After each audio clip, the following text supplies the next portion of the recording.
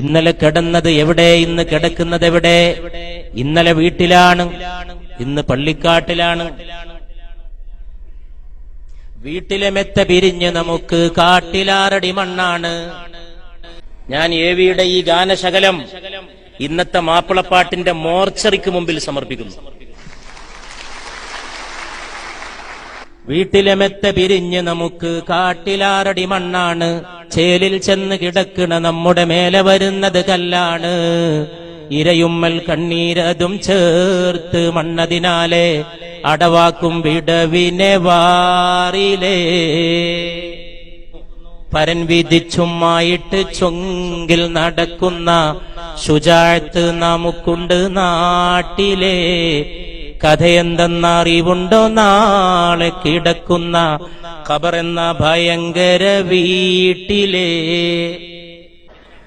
അതെന്താണ് ഭയങ്കര വീട് എന്ന് പറഞ്ഞു? വീടൊരു ശാന്തിയുടെ കേന്ദ്രല്ലേ, വീട് സമാധാനത്തിന്റെ സ്ഥലല്ലേ. കവി വീടിനെ ഭയങ്കരം എന്ന് വിശേഷിപ്പിച്ചത് എനിക്കെന്തോ ഉൾക്കൊള്ളാൻ കഴിയുന്നില്ല. ഞാൻ എന്റെ സംസാരത്തിൽ പറഞ്ഞു, മാഷേ, ഇസ്ലാമിൽ ഖബറിനെ കുറിച്ചുള്ള വിശ്വാസം മനസ്സിലാക്കിയാൽ ആ ശങ്ക തീരും. ഭയങ്കര വീട് തന്നെയാണ്, പേടിപ്പെടുത്തുന്ന വീടാണ്, ഇടുക്കമുള്ള വീടാണ്, ഇരുട്ടുള്ള വീടാണ്, ഭയാനകമായിട്ടുള്ള വീടാണ്. കട്ടിലേറി പോകുന്ന